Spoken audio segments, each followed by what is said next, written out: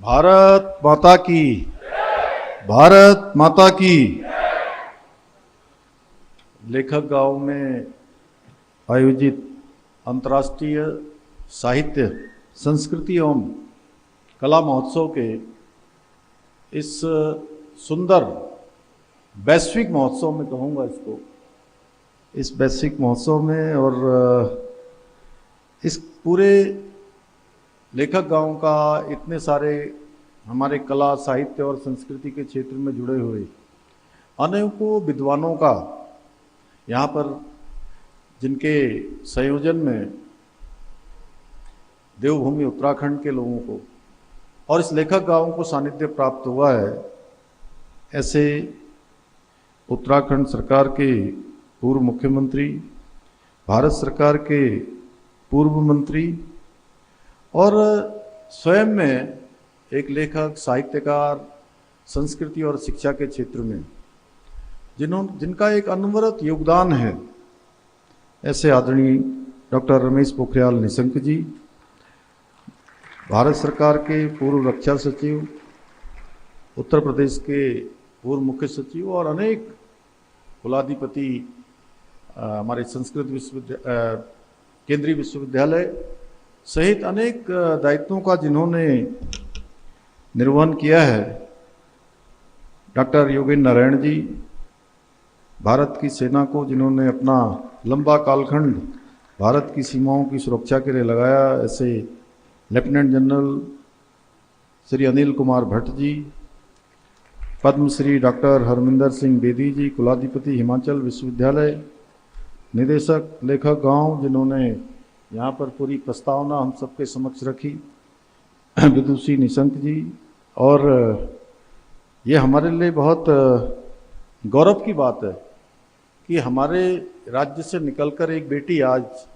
राष्ट्रीय और अंतर्राष्ट्रीय मंचों पर अपने कला के माध्यम से,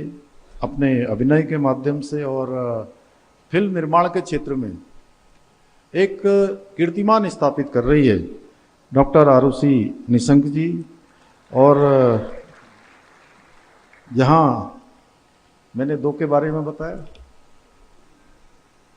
और तीसरी वो सामने जो है, जो भारत की सेना को अपनी सेवाएं दे रही हैं, देश की सेवा कर रही हैं, ऐसी डॉक्टर श्रेयसी निशंक जी,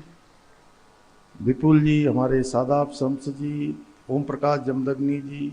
उन्याल जी, हमारे वाजपेयी जी लखनऊ से यहाँ पधारे हैं और अनेक अनेक विद्वान, हमारे डॉक्टर जैन साहब, संजय जी, सभी आए हुए, सभी देश और दुनिया से आए हुए, हमारे कुलपति जी, लोहनी जी, सभी विद्वानगण, साहित्यकार, कलाकार बंधु, सभी विद्वानों का, सभी अतिथियों का मैं देवभूमि उत्तराखंड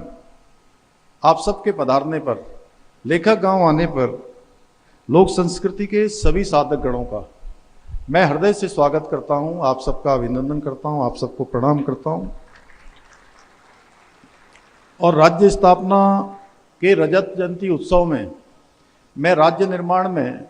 अपना सर्वस्व बलिदान करने वाले, सर्वस्व निछावर करने वाले ऐसे ज्ञात अज्ञात आंदोलनकारियों को भी श्रद्धापूर्वक नमन करता हूं। हमारे भाई सुभाष बर्थवाल भी यहाँ पर होंगे, कहीं पर दिखाई नहीं दे रहे मुझे अभी, और सभी को मैं नमन करता हूँ जिनके तप से, त्याग से, जिनके बलिदान से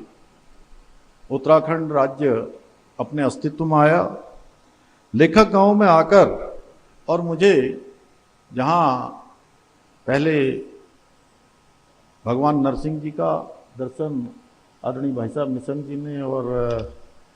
समूचे परिवार के द्वारा वहाँ जाकर हमने प्रार्थना करी, बाद में भगवान धन्वंतरी जी को भी प्रणाम किया, अटल जी को भी नमन किया। और इस गांव में आकर मुझे एक ओजस्वी वक्ता, मूर्धन्य साहित्यकार और देवभूमि उत्तराखंड राज्य के निर्माता भारत रत्न स्वर्गीय अटल बिहारी वाजपेयी जी का भी स्मरण हो रहा है। स्वर्गीय अटल जी के शब्दों के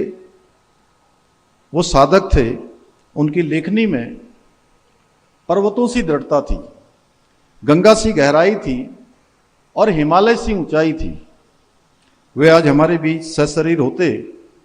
तो सच में जो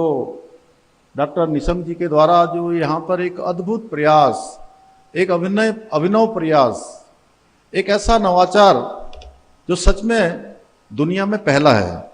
और लेखक गांव की ये कल्पना का ये साकार रूप, अगर अटल जी जीवित होते तो उनको देखकर बहुत अच्छा लगता, क्योंकि अटल जी ने ही हमें सिखाया कि शब्द भी राष्ट्र निर्माण के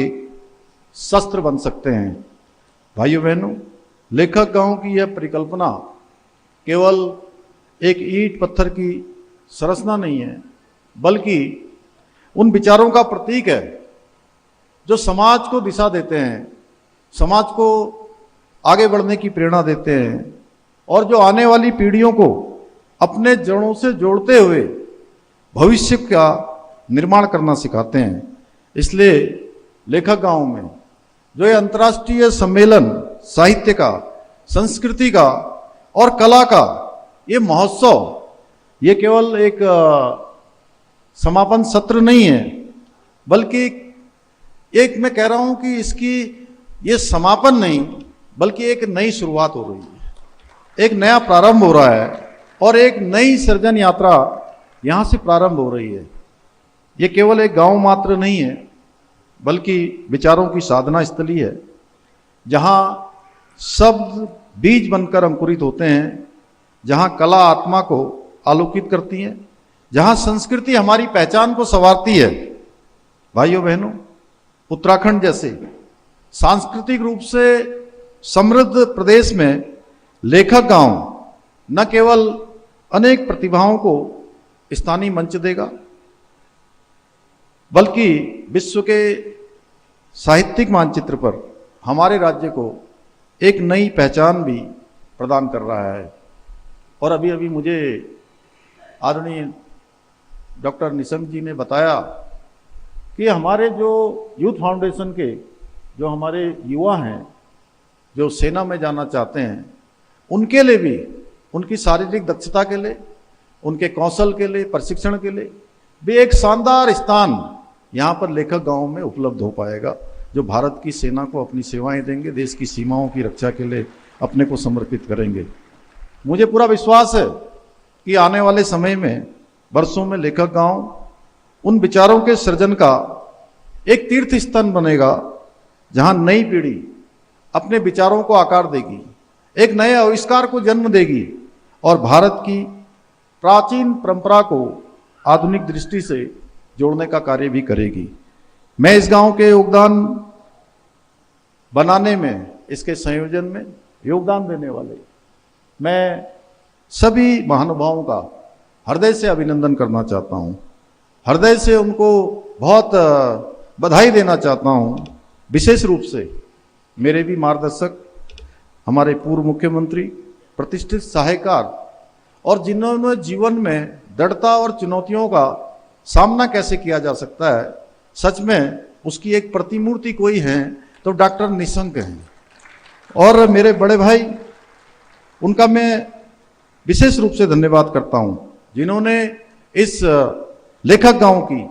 परिकल्पना को साकार रूप दिया है। आज ये गांव अतीत की गूंज, वर्तमान की ऊर्जा और भविष्य की संभावनाओं को एक ही मंच पर लाने का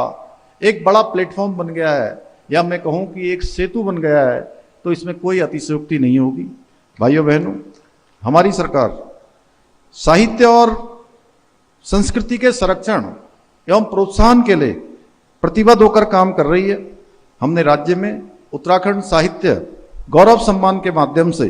उत्कृष्ट साहित्यकारों को सम्मानित करने का कार्य प्रारंभ कर दिया है। साथ ही हमने विभिन्न भाषाओं में ग्रंथ प्रकाशन के लिए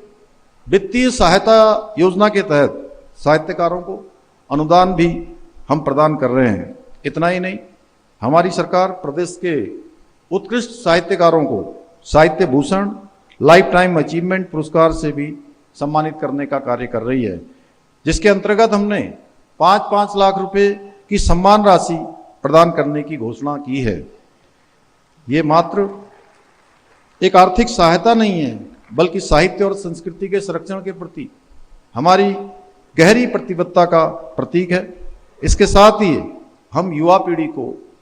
साहित्य के प्रति आकर्षित करने के लिए भी विभिन्न प्रतियोगिताएं और कार्यक्रमों का आयोजन कर रहे हैं, ताकि वो अपनी सांस्कृतिक धरोहरों से जुड़ सकें। साहित्यिक धरोहरों से भी वो लगातार उनका परस्पर संबंध बना रहे और उसे आगे बढ़ाने में, उसके विस्तार में, उसके विकास में